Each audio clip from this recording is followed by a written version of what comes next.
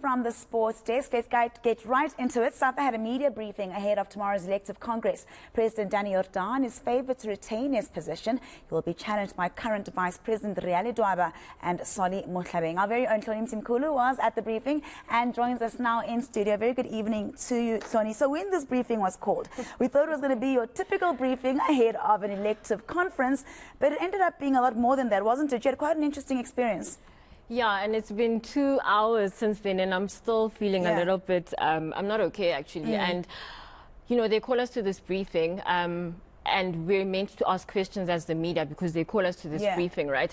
And instead, first of all these people are speaking instead of the media asking questions. So now our time to answer questions is shortened. And then one of the officials, the Safa Overberg president, then answers one of the questions, and he's basically taking exception to the media asking questions to incumbent President Danny Jordaan. Media took exception to that. And then after this press conference ended, when we went outside, there was a squabble there. And in the process, I took a video of that squabble. It is my job and it is my right to do that. And this man decides that's not what he wants me to do. And he used his hands to keep pushing me back from this thing. And he says, I need to ask for permission to film this thing at a Safa briefing that they have called for the media. But just I can tell you're really upset, and it's absolutely understandable. We can just play just a bit of what I was able to get. Okay.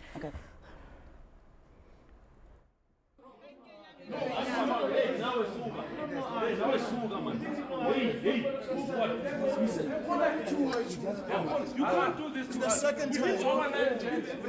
We come here nicely. Who you answer for? Who is he?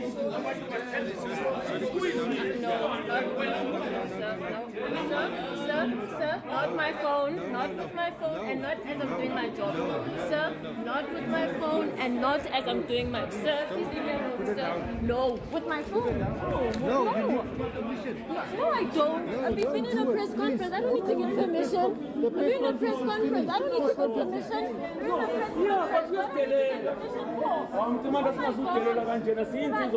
Guys are bullies, my goodness. Jeez. No, this is absolutely unbelievable. I even hear like the one gentleman, I don't even know if he's a gentleman at this point, in the background saying, "Uyas delela," meaning that you are disrespectful. I mean, it's absolutely unacceptable. Did you get the sense, Hloni, that the media at a press conference were being censored? That definitely was censorship. You can't call us to a media briefing. First of all, this was a media briefing that was called very hastily this afternoon. Come to this thing. It's hours before the election.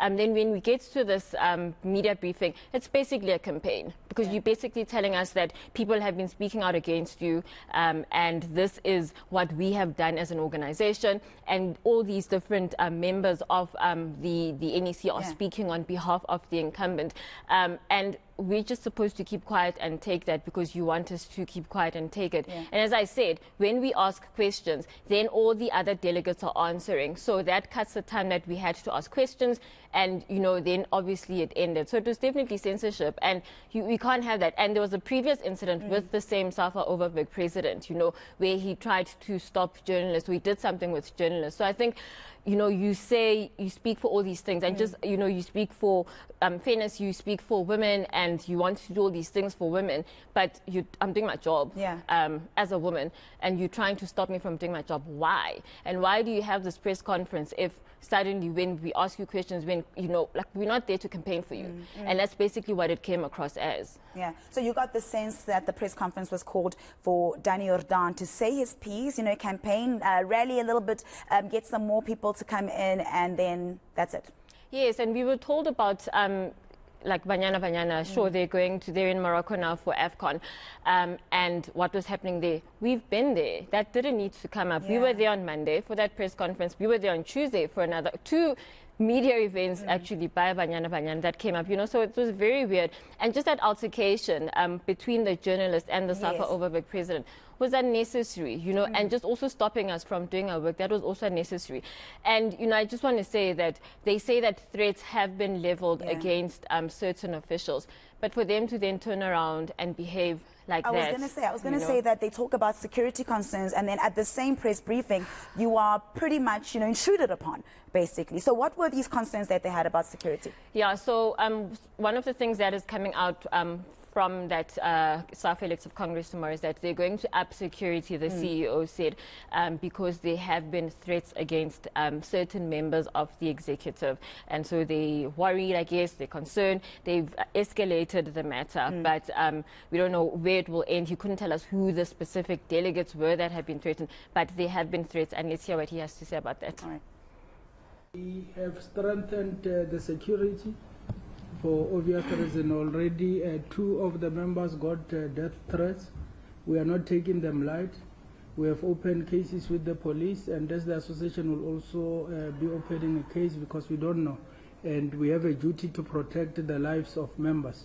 So that will be done. So just to add on the preparations to say we are ready, and both CAF and FIFA are here, and the security issues we'll deal with. We have upped the security, of course. All right, so we don't have much time left, and I guess the question I should ask then is, what was the gist of this press conference?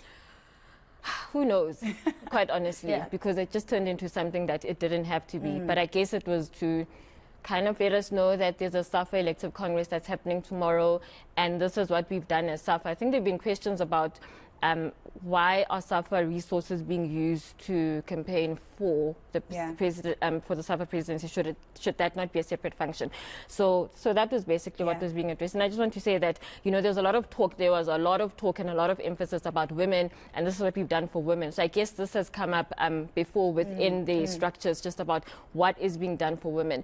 And so there was this big emphasis, and again this presentation about Banyana. But the women still don't have a professional league. So yes, sure, you've done all these things, but there's still no professional league. The players have to play overseas to earn an income, and they're playing overseas on their own talent, so it's not as if you've put them there and you've made this happen for them. Sure, I guess the World Cup was an opportunity. This is what's always being said, but it's their talent that's gotten them there. Vision 2022, this question has been asked for so many years, and the pushback against that is always that our teams have reached these tournaments, but what are they doing at these tournaments? And for the detractors always bring up the fact that there is no real development. Look at all the problems that we have with the men's national team, which is the main product of Safa, so what's happening there? So I guess it was meant to highlight all the things that have happened, that now there are structures for women. That's what was said, that when we came in, there were no structures. Now there are structures. There were no presidents and vice presidents that are women. Now they are there. But on the surface, those things are there. But below that, when you hear women players talking and all the things that are happening there. Yeah, and they're the best people to listen to when talking about these topics. It's very interesting that this press conference happened literally a day before the elective conference. Hours, actually, before the elective conference. But thank you so very much for your time, Hloni. And once again, I am so sorry that you had to go through that. It's not my place to apologize, but hopefully Safa will respond to that unfortunate incident. All right, that was Sports Reporter Hloni Mtimkulu. That's all from the sports desk for the moment.